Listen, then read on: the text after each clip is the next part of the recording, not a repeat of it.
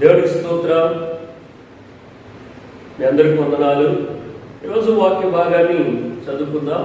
హెబ్రీయులకు రాసినటువంటి పత్రిక 10వ అధ్యాయము 35వ వచనాన్ని చదువుకుందాం.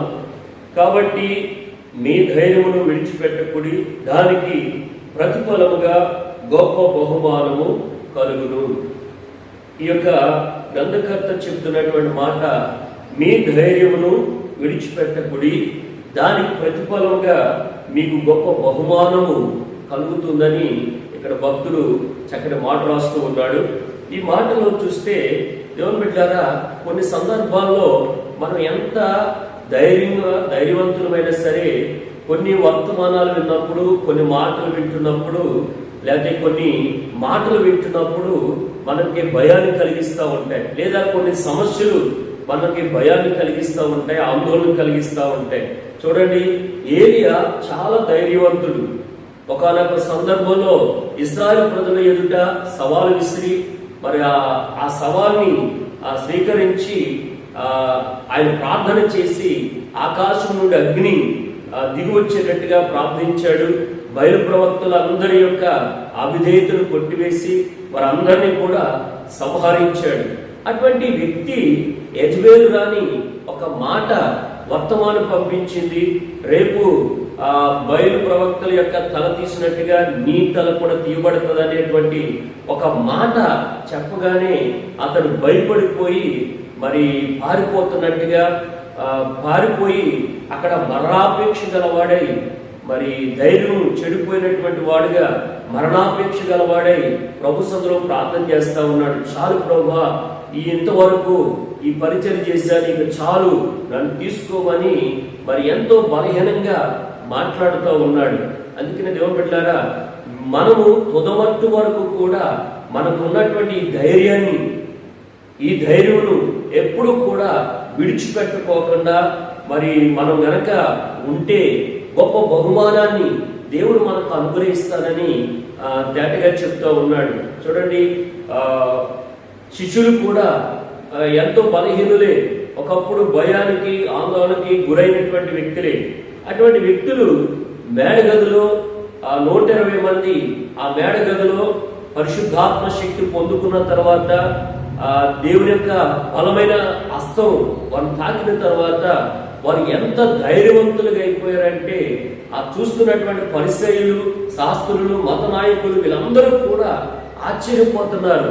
ఏంటి వీళ్ళకి ఎక్కడి నుంచి వచ్చింది ఇంత ధైర్యం అని అంటే, దేవుని బిడ్డలారా, వారిలో ఉన్నటువంటి పిరికాత్మ పోయింది, మరి ధైర్యము కలిగినటువంటి ఆత్మ వారిలోకి వచ్చింది.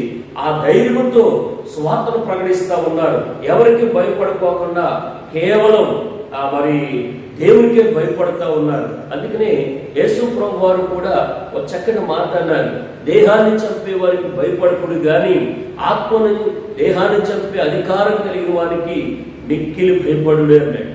కాబట్టి మనం కూడా ఈ లోకంలో ఉన్నటువంటి పరిస్థితులకి భయపడుకోకుండా, ఆ శిష్యులు కూడా ఒకప్పుడు భయంతో ఉంటా ఉన్నటువంటి వారు పరిశుద్ధాత్మ శక్తి పొందుకున్న తర్వాత ఎంత ధైర్యవంతులుగా ఉన్నారంటే, చివరికి ప్రాణాలు ఇవ్వడానికైనా సరే, ప్రాణాలు దేవుని కోసం సమర్పించడానికి కూడా వారు సిద్ధపడిపోతున్నారు. అంత ధైర్యం వారికి కలిగి ఉంటా ఉన్నారు.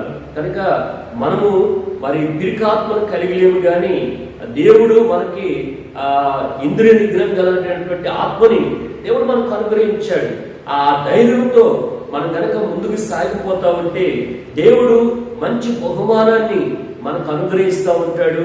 మరి శిష్యులు కూడా ఆ ధైర్యాన్ని చివరి వరకు కూడా వారు ప్రాణాలు ఇవ్వడానికి కూడా సిద్ధపడి ప్రాణాలు ఇచ్చినట్టుగా మనం చూస్తున్నాం. వారు చివరి వరకు కూడా మరి వారి ఆ ధైర్యాన్ని విడిచిపెట్టుకోకుండా బహుమానం పొందుకునేటట్టుగా వారు ప్రయాసపడ్డారు.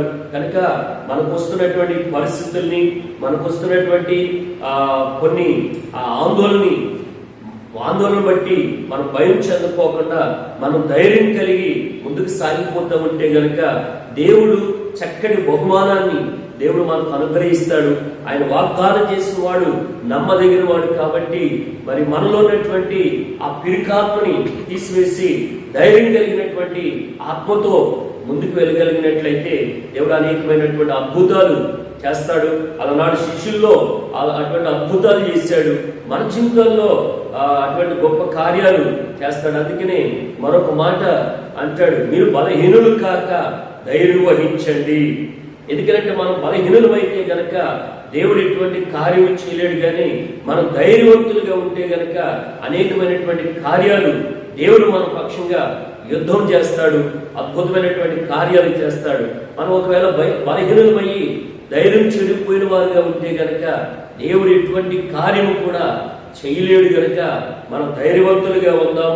మరి భక్తులు ఎంతో మంది ధైర్యంగా ఉన్నారు. శిష్యులు పరిశుద్ధాత్మ శక్తి పొందుకున్న తర్వాత ఎంత ధైర్యంగా దేవుని వాక్యాన్ని ప్రకటించి అంతవరకు కూడా వారు ధైర్యం కోల్పోకుండా ఉన్నారో, అలాగే మనము కూడా ధైర్యం కలిగి ముందుకు సాగిపోదాం.